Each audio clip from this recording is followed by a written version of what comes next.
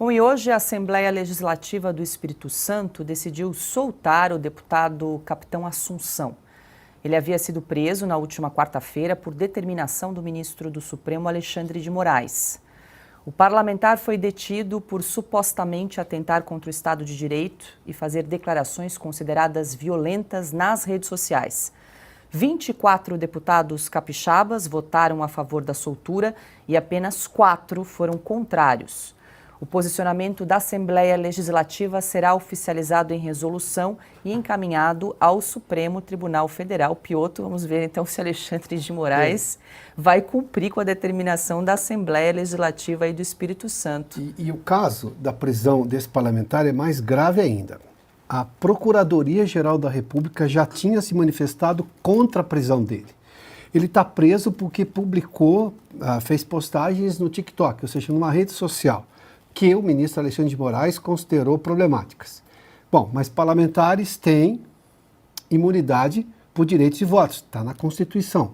Agora eu tenho uma decisão da Assembleia Legislativa do Espírito Santo, que institucionalmente é uma resposta muito importante e muito grande, embora venha de uma Assembleia de um Estado considerado pequeno, aqui na região Sudeste. Esta decisão de fazer chegar o que o Parlamento, no caso a Assembleia do Espírito Santo, decidiu ao Supremo Tribunal Federal, que já deveria ter se manifestado sobre o que a PGR, de novo, a Procuradoria-Geral da República, foi contra a prisão do parlamentar. Ou seja, nós temos aqui duas coisas. Primeiramente, o caso é mais grave. A prisão é grave por uma série de coisas. Primeiro, manifestação em rede social. Isso não deveria ser razão para prender parlamentar em nenhum lugar do mundo. Tampouco na democracia brasileira, embora isso tenha acontecido. Vamos lá. A PGR se manifestou contra a prisão determinada pelo ministro Alexandre de Moraes. Agora a Assembleia vai lá e vota por uma maioria acachapante. Foram 24 votos, contra a prisão, ou se manifestando agora pela soltura, e apenas 4 contrários, uma abstenção que é do presidente da casa. Presidente de colegiados não precisam votar se não houver ali um empate técnico, um empate claramente. E agora o ministro vai responder. Meu questionamento é se ele tem que responder. Porque quem manda prender é quem manda soltar, né? É o juiz que determinou a prisão na primeira instância, mesmo que a decisão seja da terceira instância, é ele quem vai lá e faz o alvará de soltura. Nesse caso, como tudo está correndo dentro do Supremo, só tem um juiz. É o próprio ministro Alexandre de Moraes que terá de se manifestar pela soltura, determinar a soltura, não se manifestar. Vai fazê-lo? Agora nós temos... Mas tem uma coisa importante, nós estamos tendo uma Assembleia que se colocou contra o arbítrio, que considerou arbítrio uma decisão do Supremo Tribunal Federal, no caso do ministro Alexandre de Moraes. Não é pouco. Dentro da lógica democrática, da discussão política, do debate que nós temos nesse momento, não é pouco. Pois é, Carlos, eu estava acompanhando aqui a apuração do G1, a defesa do deputado Capitão Assunção disse hoje, aspas, que a sessão histórica de hoje cravou o exercício da democracia dos poderes constituídos e diz ainda que está aguardando o ministro relator Alexandre de Moraes os trâmites para a expedição do alvará de soltura ao quartel da Polícia Militar em Vitória, onde está preso então o deputado Capitão Assunção. Pois é, Paula, crime de opinião como esse não pode ter esse tipo de desfecho. Isso não existe uma democracia. Então fez muito bem a Assembleia Legislativa do Espírito Santo, que foi eleita pelo povo capixaba, enfrentar aquilo que é o abuso do direito, muito claramente. E para pegar o gancho daquilo que o Piotr estava falando, muitas vezes as grandes mudanças, as grandes revoluções começam por uma pequena faísca. Alguém dá um exemplo e outros seguem esse exemplo. Se o Congresso Nacional se omitiu, no caso do Daniel Silveira, que por quanto ele possa ter falado coisas abjetas, absurdas e condenáveis, não podia ser preso por aquilo que ele falou, porque tinha imunidade parlamentar, o Congresso sancionou, chancelou aquilo que, de novo, em forma errada do ponto de vista jurídico, o Supremo fez. Ou melhor, o Alexandre de Moraes mandou fazer. Então, se o Congresso Nacional deu um péssimo exemplo de equilíbrio entre 3 poderes, A Assembleia do Espírito Santo está dando outro exemplo, dessa vez positivo, de como esse equilíbrio tem que ser restabelecido. E não teve nenhum medo, porque esses deputados também devem ter pensado no momento do voto, amanhã pode ser que eu seja preso também pelo voto que eu estou dando hoje, já que estamos, nessa altura do campeonato, com o líder da oposição, como por exemplo o Carlos Jordi, que teve uma devassa até no seu gabinete dentro do Congresso, sim. Que eu, pequeno deputado estadual, de um estado pequeno, quem sabe o que pode acontecer comigo, tiveram coragem, enfrentaram o Supremo Tribunal Federal, melhor, Alexandre de Moraes, falando, aqui não. E mesmo que ele mantenha essa prisão, porque depois vão ter que decidir lá, se o Supremo soltar ou não, é um exemplo, falando, não temos medo de vocês. E quem sabe outros estados farão a mesma coisa, quem sabe o Congresso Nacional, quem sabe o Senado Federal tomará coragem e tentará restabelecer aquilo que é o simples equilíbrio dos três poderes, a simples tripartição no poderes e, no final das contas, a democracia nesse país. É um exemplo e muito bem-vindo. Isso aí é o mais importante. Você e a Assembleia está agindo de acordo com a lei. Você não pode prender um deputado sem que haja concordância da Assembleia Legislativa, deputado estadual. Como não pode prender um deputado federal sem a anuência do Congresso. Não pode. Então tem de mostrar isso aí, uma Assembleia Legislativa dando exemplo. Dando exemplo, aí o Alexandre de Moraes dizendo, não, tem que prender. Então fica mais configurado ainda o arbítrio. A voz de as decisões de um homem prevalecendo sobre tudo. Sobre tudo. O Congresso que atente para esse exemplo aí, preste atenção nisso que está acontecendo, porque ele é o próximo. Ele é o próximo. Não tenha dúvida, já vi isso acontecer. Muita gente que apoiou as primeiras cassações aí e andou atrás. Andou atrás também. Então é o seguinte, parabéns para a Assembleia. Eles têm que mostrar, apenas 4 foram contra. E não é assim, tem que soltar. Tem que soltar, como tem que soltar alguém que não existem provas para puni-lo. Tem que soltar. Como diz o Procurador-Geral da República. Até quando o ministro Alexandre de Moraes vai agir fora da lei? Porque isso é agir fora da lei. A legislação diz isso. Você faz outra coisa, você está agindo ilegalmente. E aí, então, o Congresso precisa parar, a direção do Congresso, ou especificamente o presidente do Senado, Rodrigo Pacheco, precisa parar de mostrar como é que se governa alguma coisa de joelhos. Fica em pé e reaja. Ou veja esse exemplo, porque foram entrevistas e grandes gestos solitários que mudaram a história com muita frequência.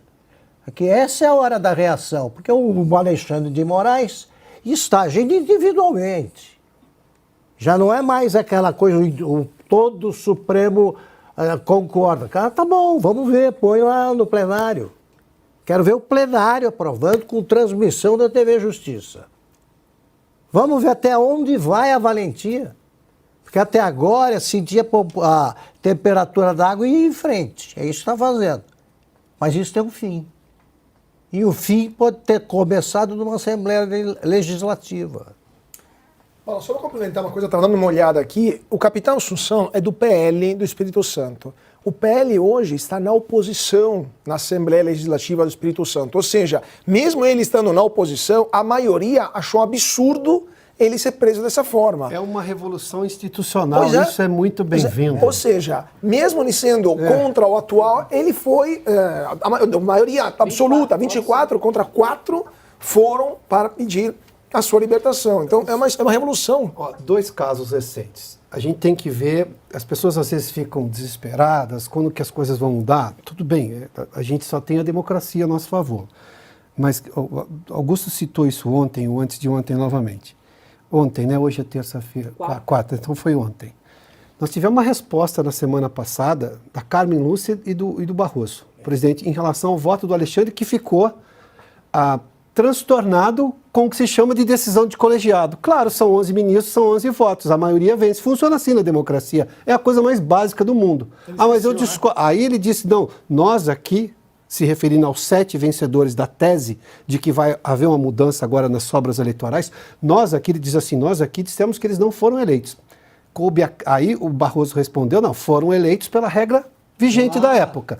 Logo depois vem a Carmen Lúcia, que diz o seguinte, eu não disse isso no meu voto, eu não disse que ninguém não foi eleito. Sim, acompanho, acho que era do Lewandowski, o voto, né? O voto, então, que foi vencedor, do relator, que tinha mudança na regra, a regra agora é outra, mas que todo mundo tinha sido eleito.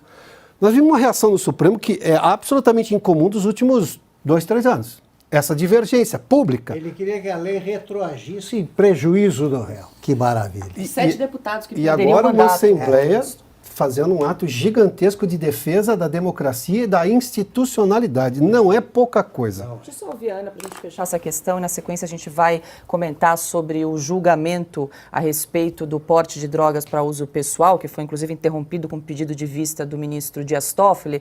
Ana, para a gente fechar a questão aí, essa soltura que foi definida pela Assembleia aqui do Espírito Santo por 24 votos a 4 em favor do deputado Capitão Assunção.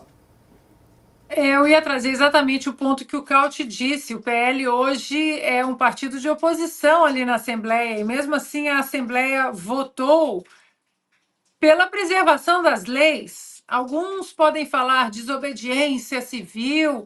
Eu acho que eu não colocaria nem na categoria de uma revolução, mas, repito, a preservação e a proteção das nossas leis, tudo no Brasil tem um ordenamento legal, tudo tem o seu trâmite, os passos a serem seguidos.